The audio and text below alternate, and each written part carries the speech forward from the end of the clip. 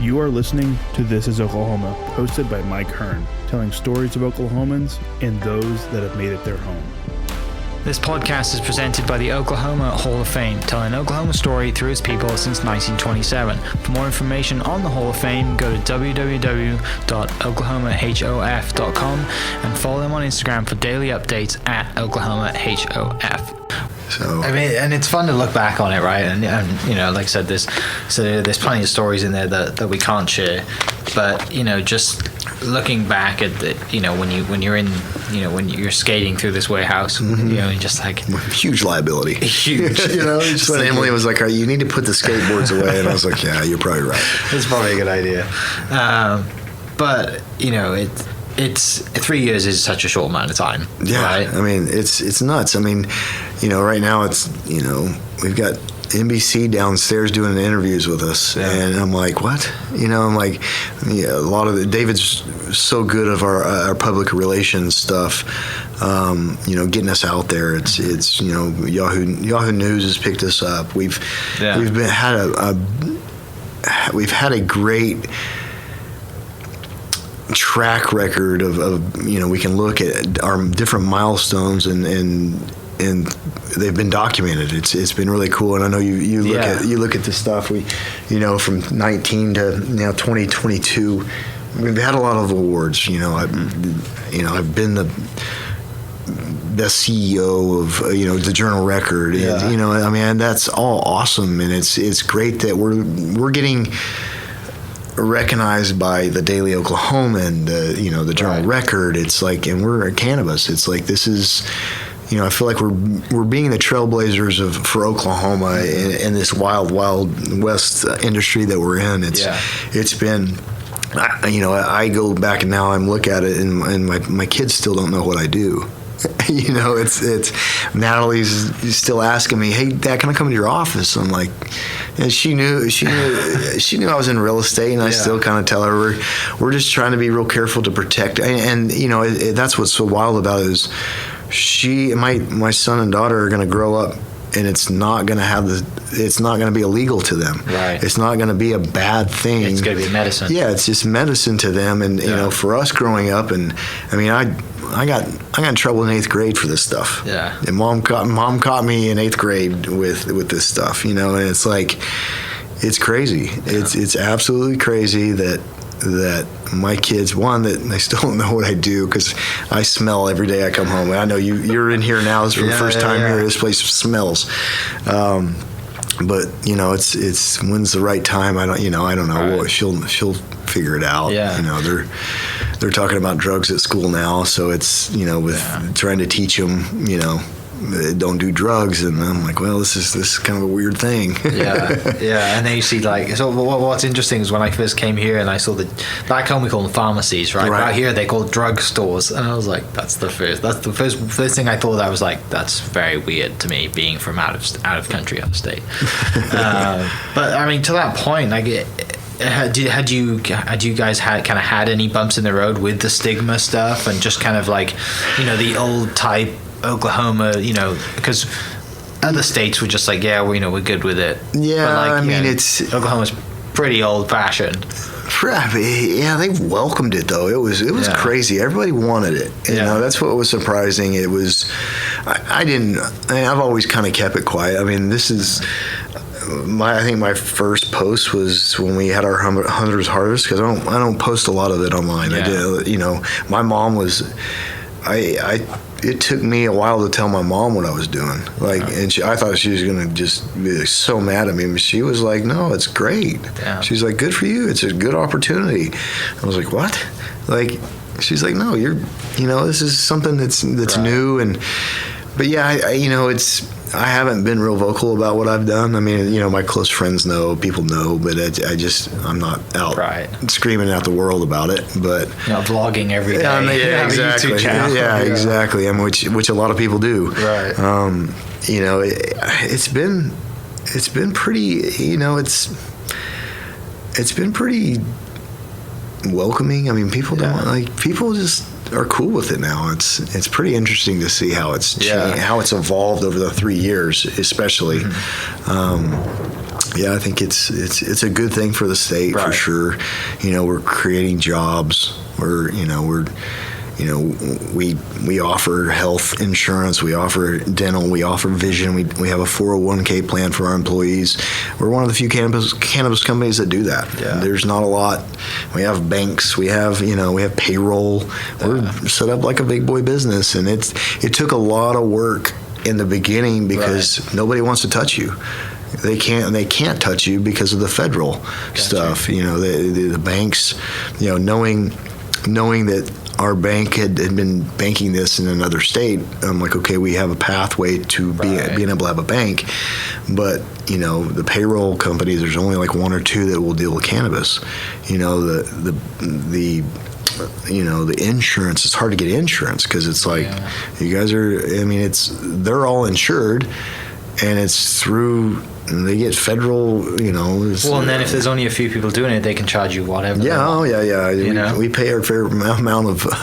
There's a thing in our industry called the weed tax, and we get it. And we get the weed tax from a lot of our vendors. That's just what it is. But it's one of those federal things that they're insured federally, and we're breaking federal law. Right. Yeah. So it's. But, when you look at it, like just mentioned, you set up like a big boy business because an $88 million value, it's a lot of money. Right? When people see that and they're like, oh, okay, so it's not just like some guy selling me some rolls out of his backpack, and all they've got to do is come down and see the operation that you've got going on here, right? And see, and then also like, I'll be honest, the break room shocked me. I did not expect it to look that good, right? It's just like, oh. All right, fair. Little things you care about, and they go a long way. And it's, you want to create an environment. You want to have a good clubhouse. Right. That's our thing. That's what I've been so used to is, got to have a good clubhouse. Got to have good players. Got to have support. You gotta.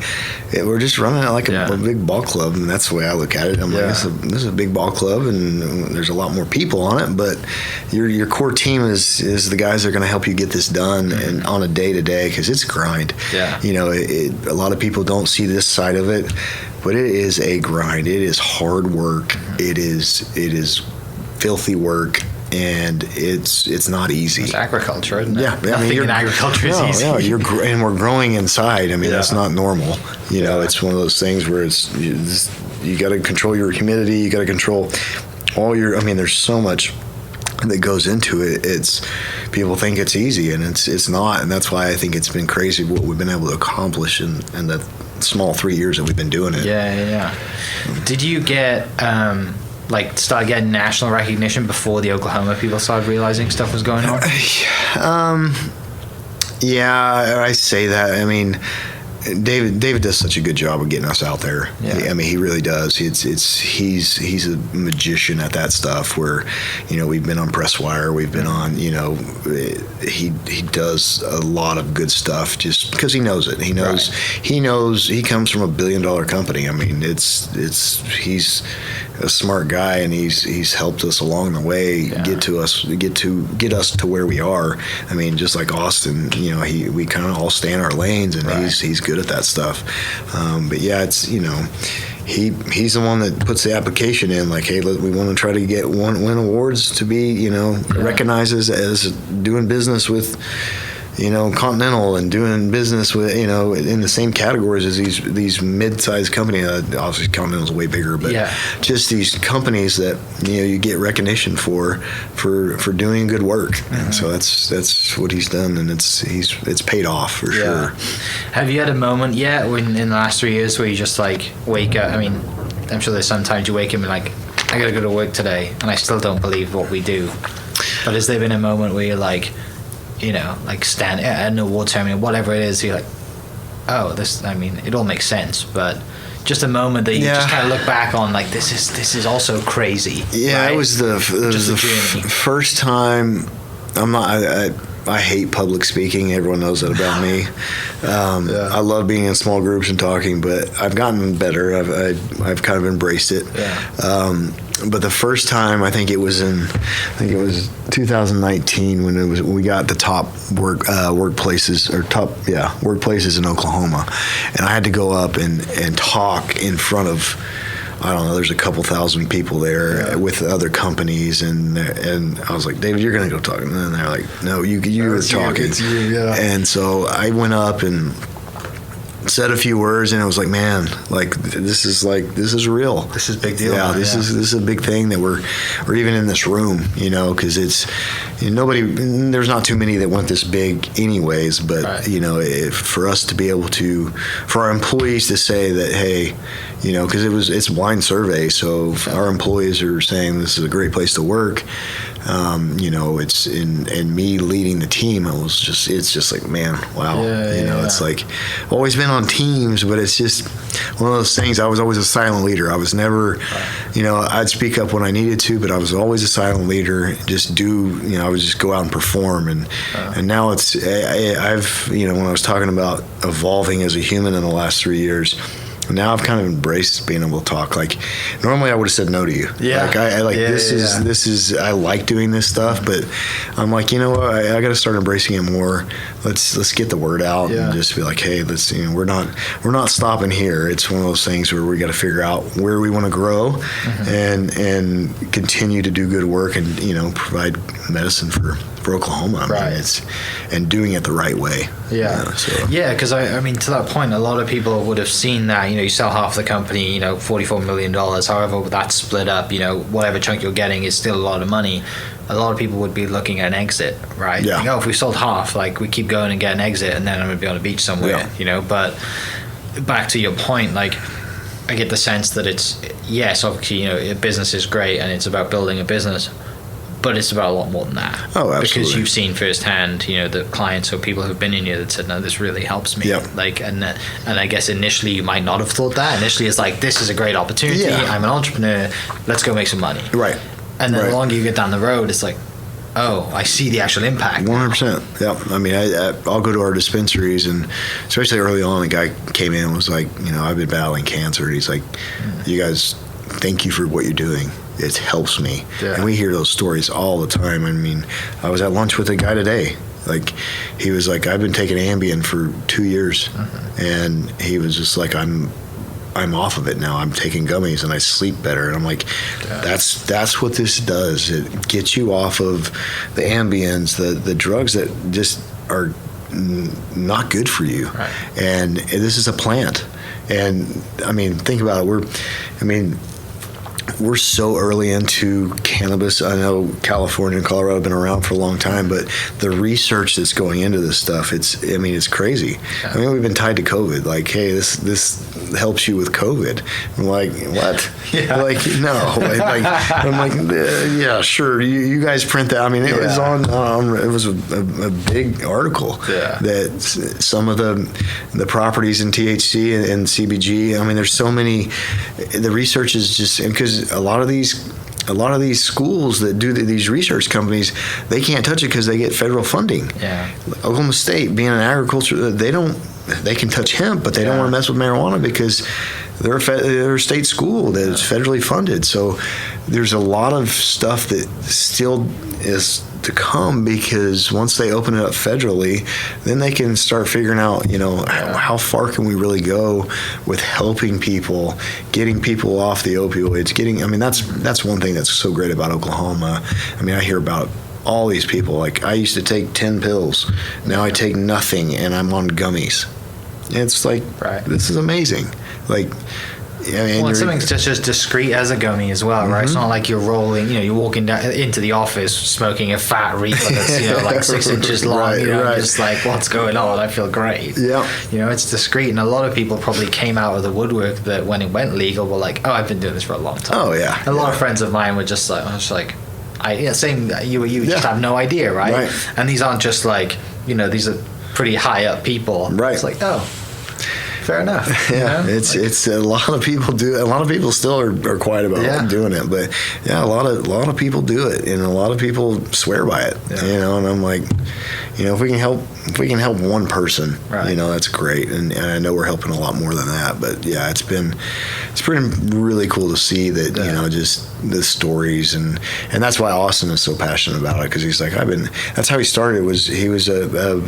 It was one plant. It was a caregiver model.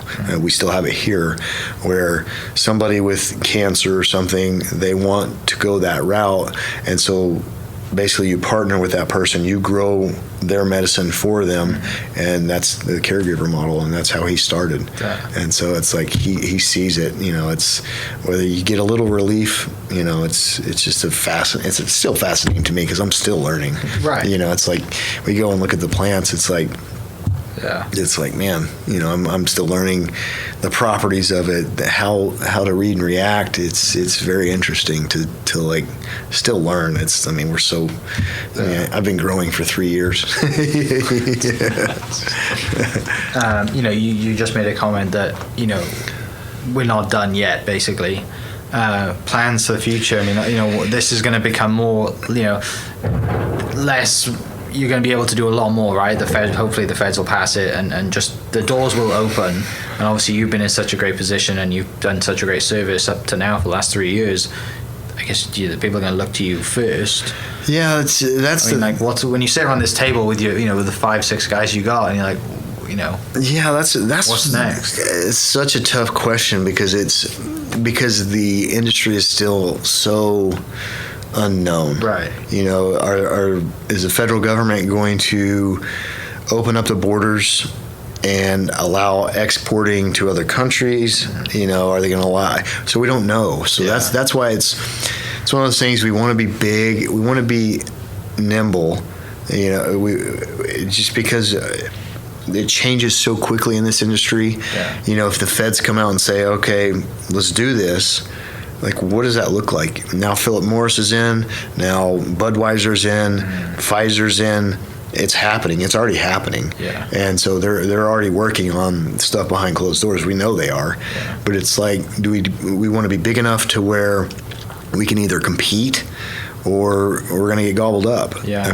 That's what's so. It's so hard to answer that question because we just don't know. It's nothing like any other industry. It's like, the restaurants have been around forever. Liquor stores have been around forever. There's no playbook for what we're doing. What about then just keeping it to Oklahoma? Like, do you guys have enough operation here that you're supplying, as many, like, is there a business opportunity there to go buy another facility this size and still like, we could, would that make sense or not? We've got a 60-acre farm in Ada as well that we grow out of, and we more outdoor hoop house type stuff. Our goal, I don't know if you saw it on the wall. Our goal for 2022 is 22,000 patients. Okay. We want to, if we hit our goals here, we can provide 22,000 patients with the numbers. Sure. It's the landscape of Oklahoma, it's hard to say because the regulation here is very little. I know we've been working a lot on it. I know, the state's trying, but it's so hard and things move so fast. So we want more regulation. So it's hard to know what's going to happen in a year because if they continue on this path with no regulation or the slow amount of regulation and the amount of licenses and this place goes recreational, it's great for us, but it's not good for the state. It's just not going to be good for the state because we've already got a bunch of bad actors. We've got, and you can read about it. We're in the New York Times. We were at the front of the New York Times like 2 weeks ago on how bad it is here. Because there's so much land out there that's easy to hide in agriculture or put up some white tents and some fencing. People are coming in, and that's we spoke about it earlier. I mentioned that I did a previous podcast, and the guys were saying that we're out in the country and you've got people selling land to out of state, out of country people who are coming in with cash and saying, we'll take your house tomorrow. Here's cash. All happening so much. Because to them in their little town is a lot of money. Absolutely. But to the people giving them the cash in the business of the cannabis business is nothing. And it's tapping into water sources and power sources, and they don't. People don't understand what's really going on out there, other than the people who are out there or the people that are in this industry. I mean, I know the powers that be understand it, and it's getting written about in national publications. We've got to do something. It's hurting the guys like us that are doing it correctly, that want to be safe, that want to be here for the long haul, and for people to come in, because it brings other bad stuff with it. I mean, of course it does. It's slave labor. It's what it is. And then you've got sex trafficking, you've got prostitution, you've got, other drugs that they're doing. It's really bad in rural Oklahoma, and we hear the stories all the time. Most people don't get to hear about it, but it's killing. And there's not enough power, there's not enough water in these towns, and so they've got to do something. They got to put a moratorium on licenses. They've got to just really ramp up the regulation on this stuff, because it's I hate to say it, everyone had a chance to get in. It's very cheap to get in, but it's time that they kind of step up and say, hey, we don't want the bad, because there's a lot of bad that's with the good right now, and it's so easy to get rid of, but it's red tape. It's tough, and we're trying to do our part. Trying to work with. We've had several senators in here. We've had most of the House of Representatives in here to show them, hey, this is what it's like. This is what it looks like when it's done correctly. We're trying to be legit business here, and we're creating tons of jobs and tons of tax revenue for the state. And you guys are losing out on a lot of tax dollars because there's not a seed to sell in place, because it's not regulated, because there's so many bad actors taking this stuff across the border.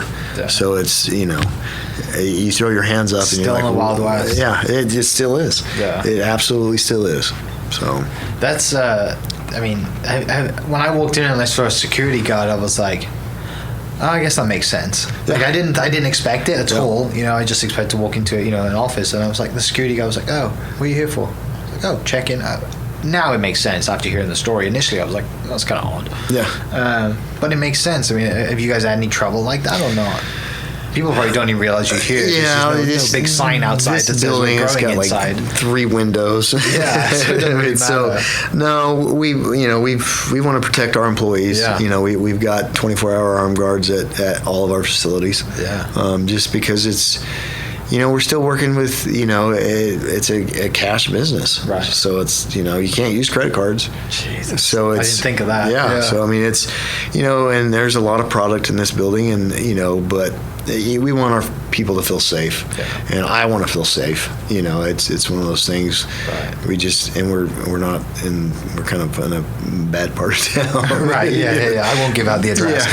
But when I first came, I was like, oh, cool. Oh, massive warehouse makes sense. But no, it makes, like, looking back over the story, right, and just kind of how you navigate and how you get here, from relationships back to, why you love real estate is just people person, right?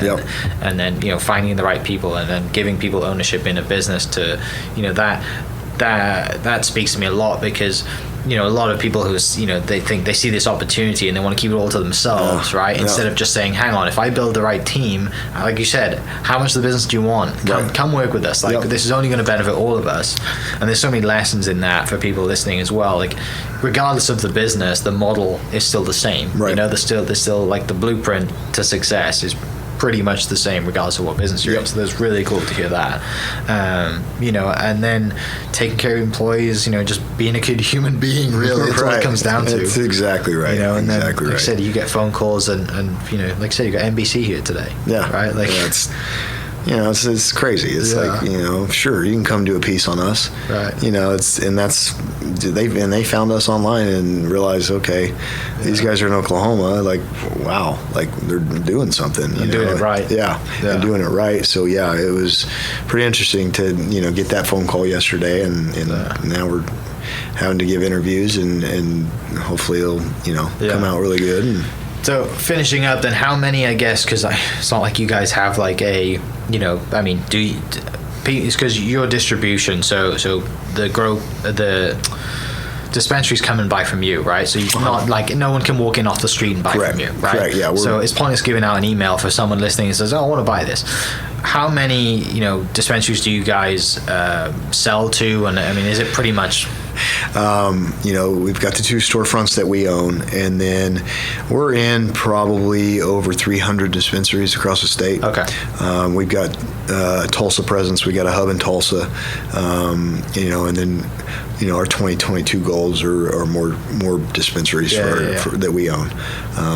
But yeah, it's you can find us pretty much anywhere. You know, most people are buying from us, but yeah, we've got a 6 salespeople that are out hitting the doors, you know, and that's you know, the way we do it. Is it all branded under Stability? So easy to find? It's funny. This industry does it differently. You know, some guys will come in and buy a big sack of marijuana, and they'll either brand it in their store or they won't.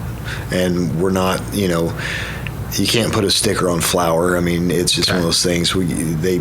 Each store kind of does their own thing. Sure. So, but you know, our stores, we sell nothing but our flour. Gotcha. That's kind of the way we roll in our stores. Dude, exciting! I mean, it's exciting. I love stories like this. I love just kind of how quick it happens, but also like the you know, the stories leading up to that, right? And the things you circle back to with baseball and how it, you know, just how it ties in. I mean, it's, you know, people might look at it and think, oh my gosh, these guys have done amazing in 3 years, but it's a lot more than that. Yeah. You know, like the conversation with the guy who used to work for you, that, you know, like it's not just 3 years. Like, if we could do it in 3 years, everyone would be doing it, exactly, right? Exactly. But appreciate your time. Excited to see where the next 3 years goes. You know, I guess it's just like standing at the start line and waiting for the feds to decide where the race starts and what they want to do and where you're running and how far you're running. Yep, exactly. Exactly. But thanks, man. I appreciate your time.